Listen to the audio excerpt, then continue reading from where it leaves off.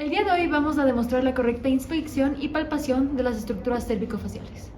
Naturalmente el cuello tiene forma cilíndrica, pero en los hombres es más prominente la parte anterior debido a que hay un mayor desarrollo de la laringe y esta se la conoce como la nuez o como la manzana de Adán. Naturalmente un paciente sano puede realizar los movimientos de lateroflexión, de anteroflexión y de retroflexión para descartar cualquier alteración en los movimientos del cuello. En las mujeres se marcan con más frecuencia los pliegues cutáneos que también se llaman collar de Venus. Caso contrario, cuando se presentan anormalidades a nivel del cuello, en nuestro paciente se pueden dar tortícolis, que es el espasmo de los músculos del cuello, generalmente del esternocleidomastoideo, y la meningitis cerebroespinal, misma que refiere a la rigidez de los músculos del cuello, especialmente cuando se realizan movimientos de anteroflexión. Bueno, a continuación vamos a hacer la valoración de la glándula tiroides. ¿Qué es la tiroides? Esta es la responsable de la producción de hormonas de nuestro cuerpo. Cuando la persona está sana, esta no va a ser visible. Solo es visible si hay bocio. El bocio es el aumento de la glándula tiroides. Hay diferentes tipos de bocio. Podemos encontrar el bocio eutiroideo, que es la función normal de la glándula tiroides. Podemos encontrar el hipertiroideo, que es la función aumentada, o el hipotiroideo, que es la función disminuida. La ubicación de la glándula tiroide queda por debajo del cartílago cricoide. Esta de aquí es parte de la laringe. Y para reconocer la glándula tiroides podemos observar que esta tiene forma como de mariposa. Para realizar la valoración de la misma, colocamos nuestros dos dedos pulgares en la base del cuello y los otros dedos llevamos al nivel de la glándula y palpamos. Ya. Podemos ver que nuestro paciente está sano ya que no logramos palpar ni observar la glándula tiroides. Ahora hay que evaluar los 7 grupos ganglionares que hay en el cuello. Estos son los occipitales, los retroauriculares o mastoideos, los preauriculares, los submentonianos, los submandibulares o submaxilares, los cervicales anteriores que se dividen en superficiales y profundos y los cervicales posteriores. Para inspeccionar los ganglios hay que colocarse por delante o también podemos colocarnos por detrás del paciente.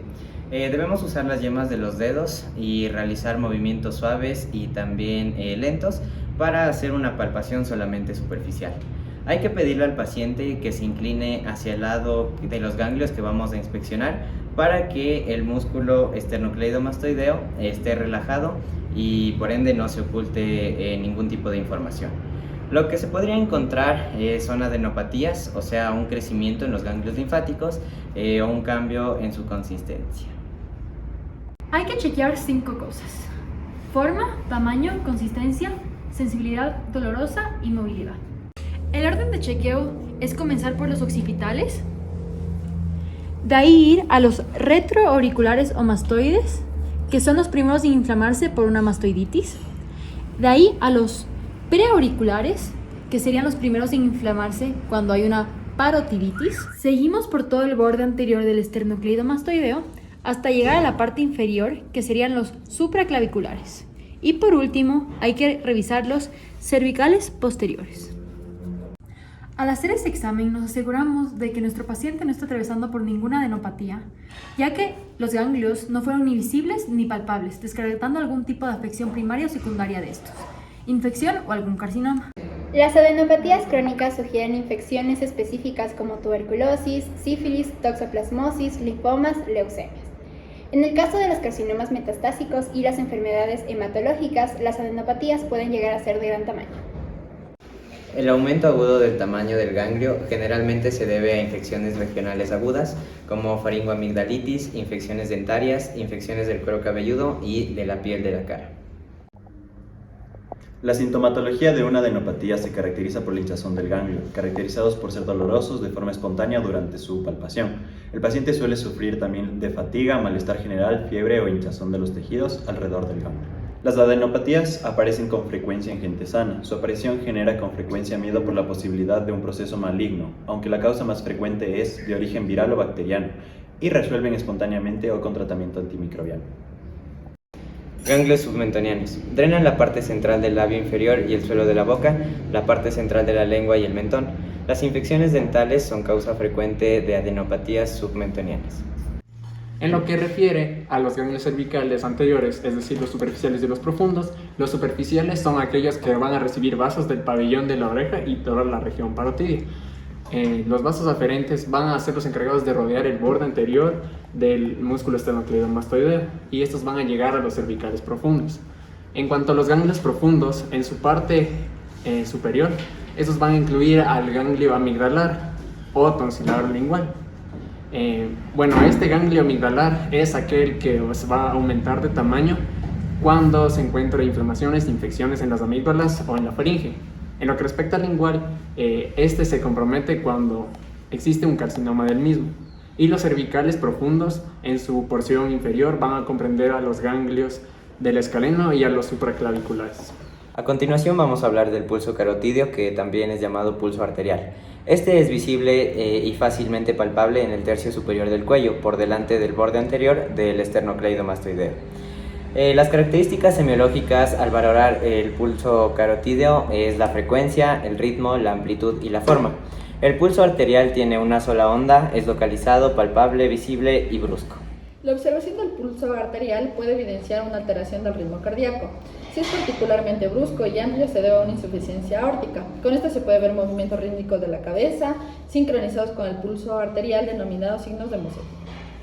Para poder evaluar, se le pide al paciente que vire la cabeza al lado contrario al que se va a tomar.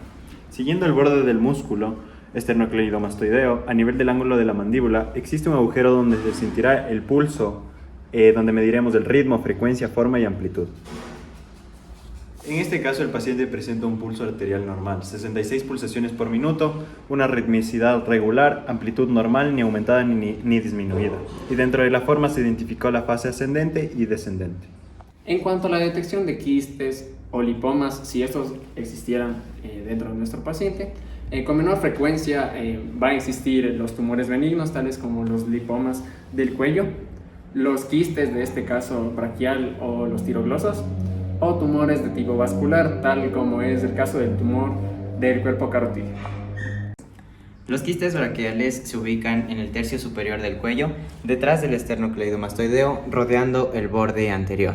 Se puede confundir con absceso tuberculoso del cuello.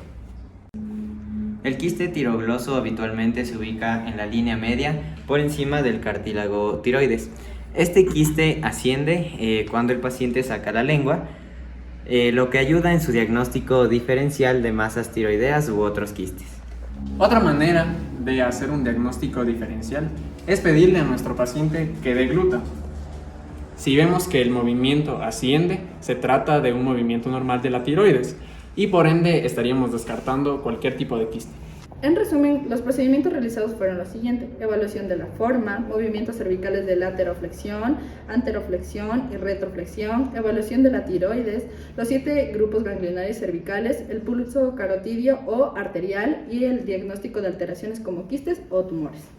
En conclusión, para practicar un examen físico satisfactorio es necesario usar bien nuestros sentidos, como la vista, tacto, oído e incluso el olfato.